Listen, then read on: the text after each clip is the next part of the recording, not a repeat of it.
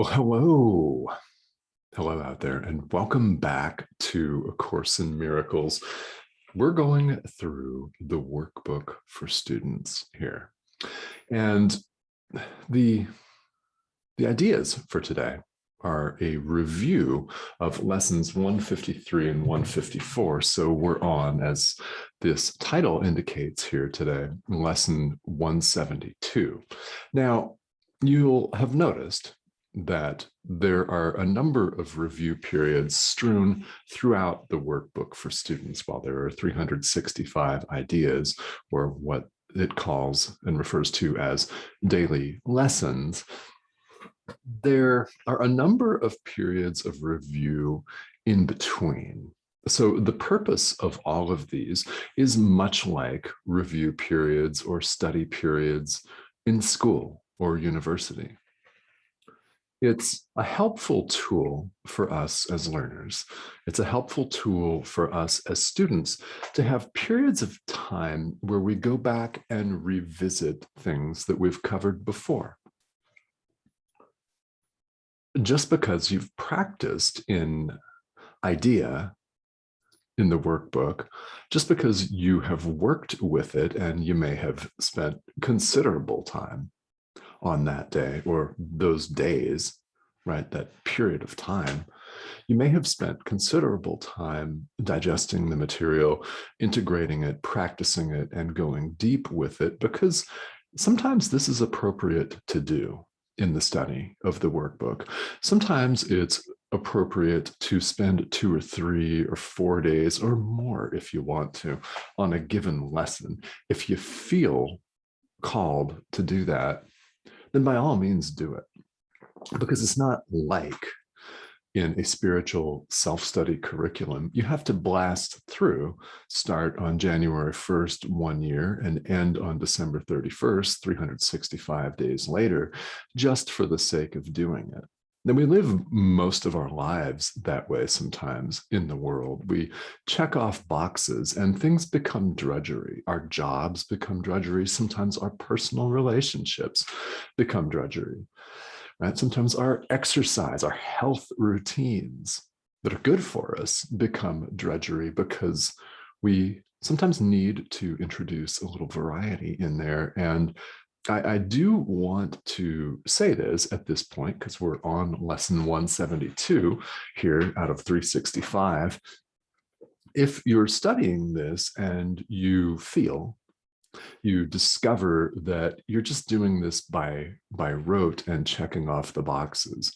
If you're feeling like, oh, well, this is the top of the hour. Oh, what the hell? I have to meditate. Yeah, if that's what you're feeling like, then it's good to observe that. And it's good to check our motivation for why we're showing up. It is, because on the path, those moments will happen, and they can be easily corrected, but first they must be identified. That's the kicker, isn't it? Is identifying it, becoming aware of it, and then formulating a decision in the present moment, as always, that's all there is, to do something differently. It's why review periods exist, and we don't just blast through the lessons. It's very important for us as learners, particularly in this human experience as adult learners, as all of you are, to see things in different ways. If you've ever been involved in adult education, then you'll know that as educators, we're invited and encouraged, and sometimes ordered, if we're being honest, to present material to people in multiple different ways. There are multiple learning styles and combinations of learning styles, and people resonate with different things. And if an idea that you've covered in the workbook didn't particularly hit home for you a couple of weeks ago or a month ago or whenever it was that you did it, when you revisit it, it may hit home and you may see things differently. This is the idea behind these review periods. And as you will have noticed, this is different from the previous review periods. guess what? The ones that follow this will be different from this one. So for the next several days here, what we're going to do is we're going to work with a central and fundamental idea that we sit quietly and contemplate, that we sit with before we talk about the first review idea. Then we sit with the main idea again, then the second review idea, and then at the end, we close our practice, however long that may be, with the review, with the main idea. It's a common thread, it's a theme in this review period. And that idea is God is but love, and therefore so am I. God is but love, and therefore so am I.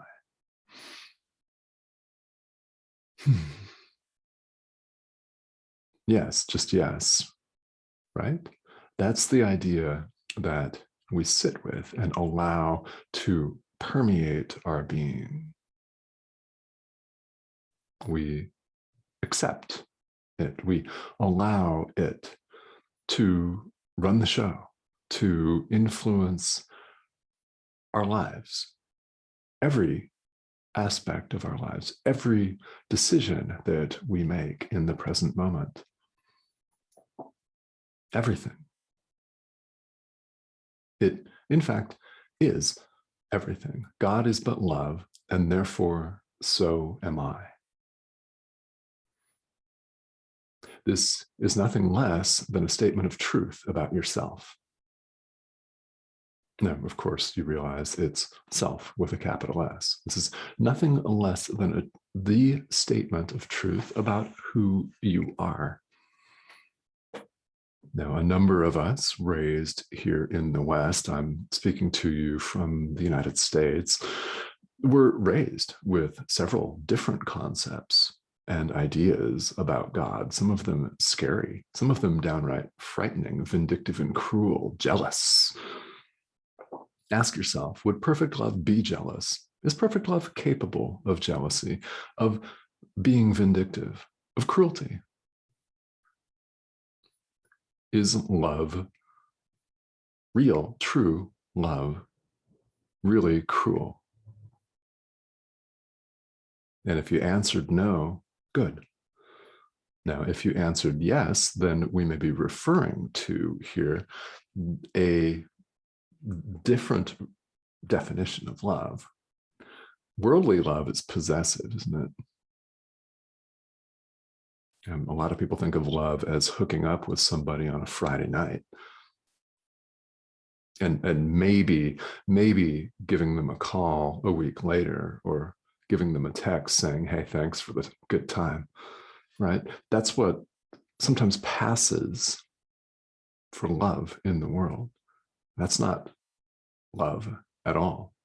God is love, the capital L. And you'll notice as you read this statement here in the workbook, love is capitalized, capital L.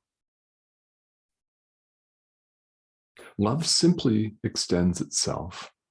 It knows only itself, cannot recognize anything but itself. This is who we are. So if you do nothing else with this idea or with these review ideas, I invite you to, bare minimum, sit with this idea. God is but love, and therefore so am I. Now, moving on here in lesson 172 to the two review ideas for the day, we have lesson 153, which is very interesting and very powerful. In my defenselessness, my safety lies. How about that? In my defenselessness, my safety lies, not in my violent self-defense. So understand that we're not saying that you cannot defend yourself. Indeed, if someone breaks into your house right now and is armed and you have the ability to defend yourself, do that by all means. What we're talking about here is deep level stuff. It's spirituality. I mean, if we're not going to talk about the ultimate truth, the deepest being, who we really are, if we're not going to talk about that, what are we doing here?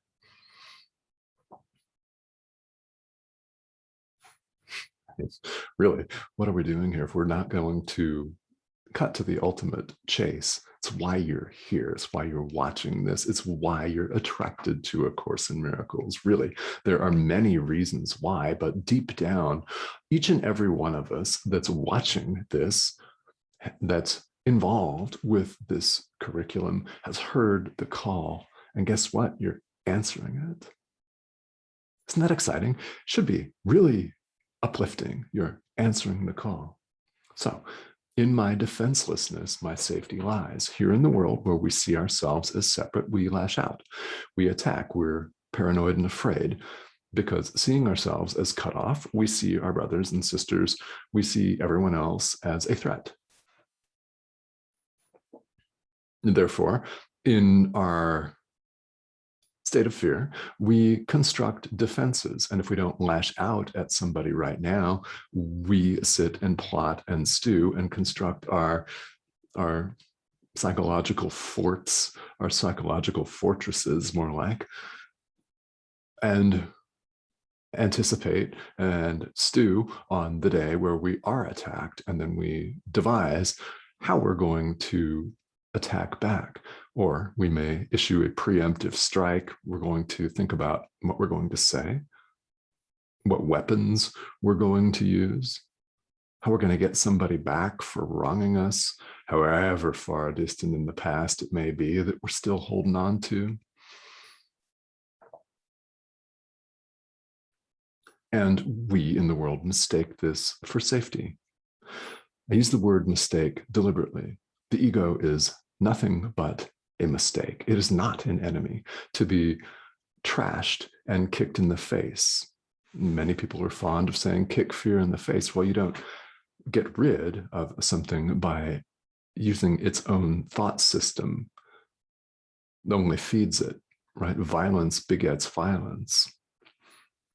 Fear begets fear. Guess what? Love begets love. That's why it's so important in A Course in Miracles and in the spiritual practice in general that we recognize that we have a choice in the present moment. The Course uses the word defenselessness very deliberately. Who we are, God is but love, and therefore so am I, remember. Who we are needs no defense. The truth needs no defense. We do not have to go to war for it. The truth needs no defense. Therefore, in our defenselessness, in our accepting, in our allowing of the truth, our safety lies. It's guaranteed. It's a very powerful idea that we review again today. And then, of course, following the practice suggestions here in the workbook, God is but love, and therefore so am I. And we sit with this, moving on to the next idea for review, which today is lesson 154. I am among the ministers of God. Okay, that's a boom mic drop, is it not? Does that not make you feel more on purpose in life to recite and really contemplate and integrate? Really sit with it and feel it. I am among the ministers of God. Of course you are. Of course you are. Who else would be here? Who else would be here but you? There are people out there that only you can reach. They will resonate with your delivery, with your message, more than anyone else's in this world. It doesn't matter how big a platform a teacher may have. It doesn't matter how many subscribers they have on YouTube. It doesn't matter how many books they've written or how many times they've been on Oprah. Makes no difference. There are people out there that will resonate with you and your message. The Course assures us, and it's very, very true in practice, as soon as you answer the call, they'll start looking for you. You will find each other. You will find each other. Now, you don't have to hold yourself out, of course, as a minister or as a priest or an imam, rabbi, lama. You don't have to call yourself a spiritual teacher. You don't even have to use the word teacher at all. Each of us is here to awaken the love.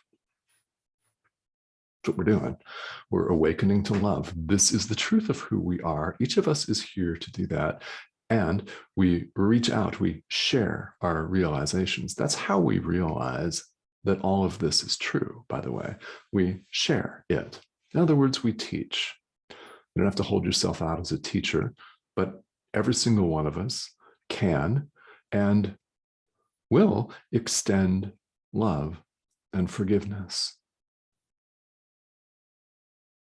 It's teaching. When you show up from a standpoint of love, again, not worldly, exclusive, possessive, jealous love, but love with a capital L. When you show up as love, people will be drawn to you. They will recognize in you themselves. It's a two-way street. You recognize yourself in them by extending love. We then recognize that we not only have love, but that we are love. Each and every one of us, in our own way here in the world, is among the ministers of God. So it's very powerful to acknowledge, accept, and realize, I am among the ministers of God. And in following the practice suggestions for today, we close with the truth. God is but love, and therefore so am I. Thank you very much for joining me here today. And this is all about awakening to love, folks. It's all about awakening to the truth of who we really are. Quick reminder again, if you do nothing else today, sit with the idea, God is but love, and therefore so am I. Thank you so much for joining me.